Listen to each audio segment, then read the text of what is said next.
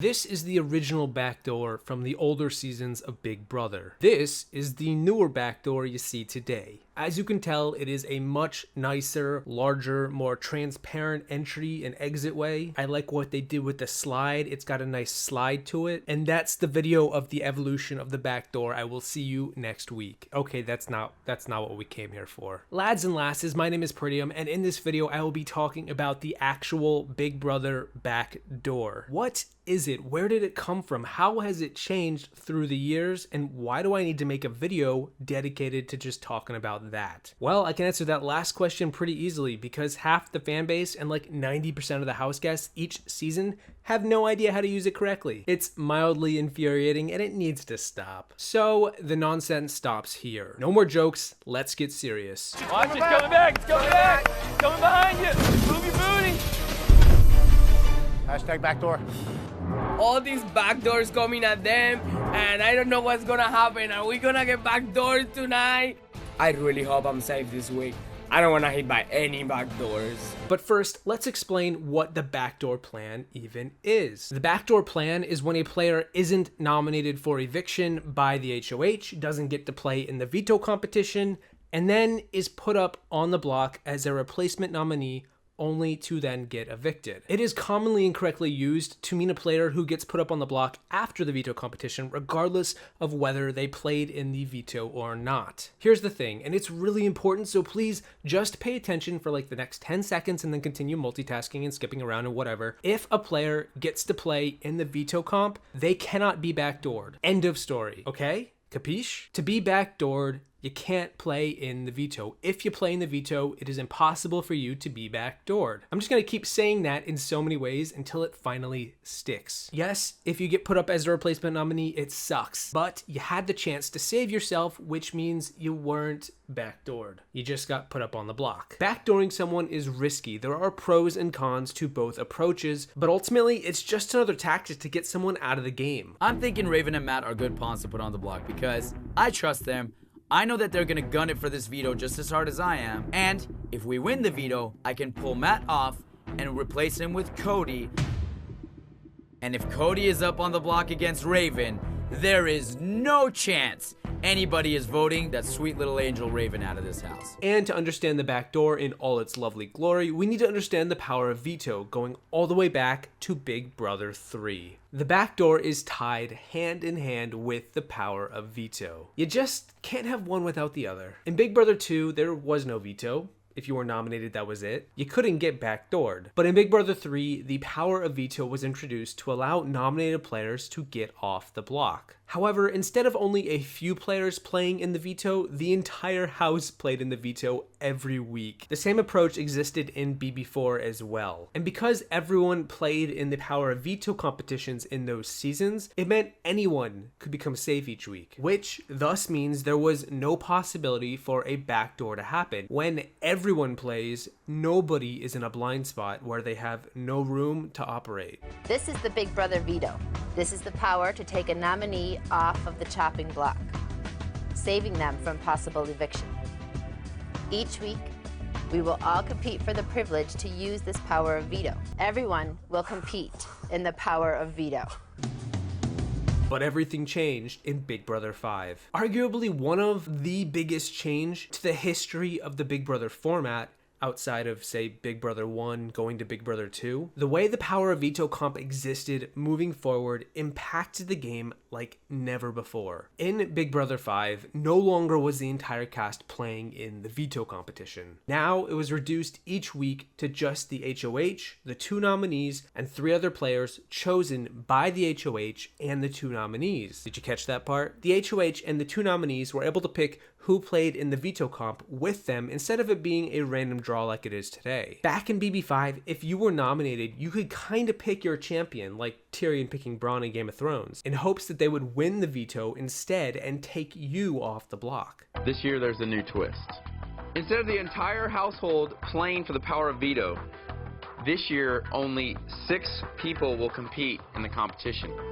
The head of household and both the nominees will compete. That's 3. And each of those people will pick one other person to also compete in the veto competition, making it a total of 6 people. However, this format also opened up the door for something huge to come into existence. Suddenly, there was a blind spot in the format where a player could be completely exposed with no chance to save themselves. This 100% no risk guarantee became known as the eponymous backdoor. Imagine this, you have an alliance of 6, we'll call them level 6 to be cute, and maybe one of them wins the HOH. Let's say it's a guy named Tyler. And let's say Tyler wants Swaggy C out of the house. Well, if we're playing by Big Brother 5 rules, Tyler can nominate, I don't know, Brett and Winston maybe. And then Tyler can handpick Cassi to play in the veto, while Brett and Winston could pick Angela and Rachel. Those are the 6 players competing in the power of veto this week. And then one of them, of course, is going to win the veto, obviously, and uses it to take either Brett or Winston off the block. And then, boom, Tyler puts up Swaggy C, and yeah, the house votes out the swag man. The main difference between this and what we have today is that today's veto competitors are chosen at random from a bag, meaning there's at least a chance a player in Swaggy's position could play in the veto comp. With the way this existed in Big Brother 5, as you can tell, there's no way Swaggy could save himself from at least being on the block. He could possibly get the votes to stay, but regardless, the lack of risk from picking players is the critical difference. You win.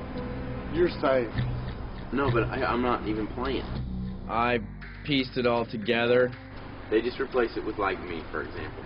Right? So that's a win-win because they got the votes in the house. Nokomis didn't put me on the block because she wanted to save me. She didn't put me on the block because she knows that I'm capable of taking myself off with the golden veto. I can't play. I can't win. They put me up. I go.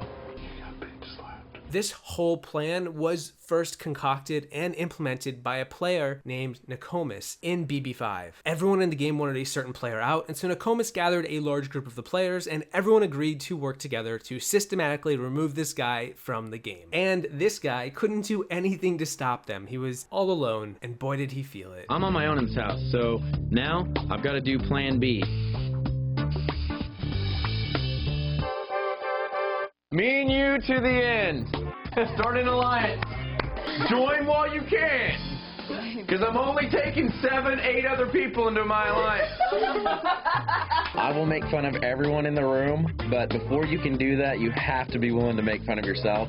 Start the alliance with Jace today. I do want to mention that I think the strategy was actually first brought up by a player in BB5 named Mike, who was the first player evicted, amusingly enough, and then was later referenced by Marvin, another player. But regardless, when you think of the backdoor plan and where it first started, it always goes back to Nokomis. In fact, the original name for the backdoor was the 6-finger plan, though that name didn't really stick for that long. But you can see why it was called as such. The 6-finger plan has been tailor-made for Jace. We have an HOH and 2 nominees on the block. Each of these individuals is allowed to choose somebody to participate for veto, which leaves us with 6 people. Tomorrow the veto is going to be won by my team.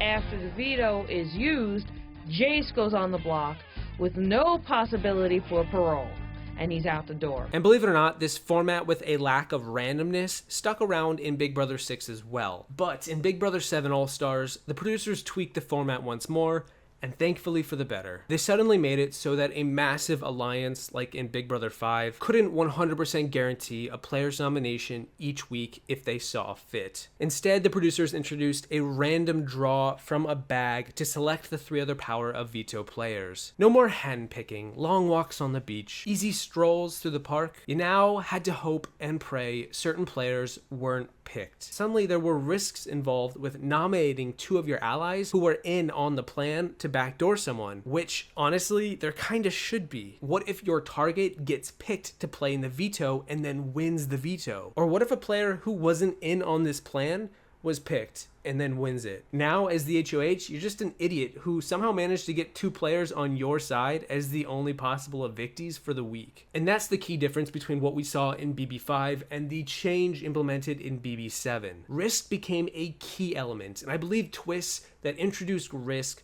coupled with reward for taking said risk are way better and more fun to watch than just rewarding players outright. This year, Those players will not be selected by the HOH and the 2 nominees. Instead, a random draw will determine the other house guests playing the veto competition. That means everyone has a chance to be selected to play. I want Chicken George to come up on that wheel just because I don't think the Chicken George is up to par when it comes to athletics.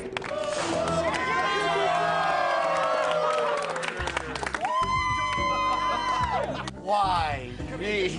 It went to me and I go, oh no. Don't worry, maybe it's a snore competition. Amusingly, that's actually where the evolution of the backdoor plan ends. Because since BB7's change was implemented, it's been the same all the way up until Modern Big Brother we know today. But along the way, we've had a lot of backdoors take place. I went and calculated how many actual backdoors happened per season since the introduction of the tactic in BB5. And I can say that we've seen it happen 30 times between season 5 and today, the day of this video, including Big Brother Over the Top and Celebrity Big Brother 1. More interestingly than just the raw number, however, is where we saw the most backdoors happen. Of those 30 backdoors, nearly 25% of them happened between just 2 seasons. Big Brother 16 and 17 are the culprits, I'm not terribly surprised, where 3 backdoors happened in BB16 and 4 in BB17. It can't just be a coincidence, can it, that both of those seasons had Battle of the Block? I also want to amuse you guys with a few more highlights in the history of the backdoor. Not only was Lawon from Big Brother 13 basically self-evicted, he was also technically backdoored. He's the first player to ask to be evicted for strategy's sake, also unknowingly asked to be the first person to willingly get backdoored too. The first male to get backdoored was the infamous, of course, Jace. First female didn't happen until 7 backdoors later in Big Brother 8 with Jen. Why are you still here? What? Why are you even still here? What are you talking about? Why are you still here? I was here. I am here. You're just such a little baby that can't have your way, so you have to throw a little bit. Your stupid ass has been outplayed and your ass is hitting the road on Thursday. Oh no, before I'm eating. Overall, of the 30 backdoors to happen, 22 of them were men, while only 8 were women. And in fact, only 1 player has ever been backdoored twice, and that was Cody from Big Brother 19. And then the last fact I want to highlight is that the backdoor eviction has happened in every season of Big Brother since Big Brother 5, all the way back in 2004, except for 1 season, and that's Celebrity Big Brother. So have I crammed your brain with enough useless trivia for 1 video? I hope so, because that's all I have to say about this. It's a lot. What's new? But now I'm going to turn to you guys. What do you make of the backdoor in Big Brother? Do you like it? Dislike it? Kinda just neutral, whatever? Will you promise me, moving forward, you will use it correctly and correct those who otherwise use it incorrectly? Technically, you can only get backdoored if you didn't play in the veto? Okay, don't be that guy. Regardless, my name, as always, is Peridiam, saying thank you for watching. I hope you enjoyed this video. Don't forget to get your friend to play their POV on you on the way out, and I'll see you in the next one once I totally nominate all of my subscribers. Guys, trust me, it's cool. I know what I'm doing. You're just a pawn. The pawn never goes home. I'm really nervous this week. Oh, I feel so fine being up against Dick. You know, there's always a twinge of a risk, but in this situation, I don't feel it. Let me tell you that one.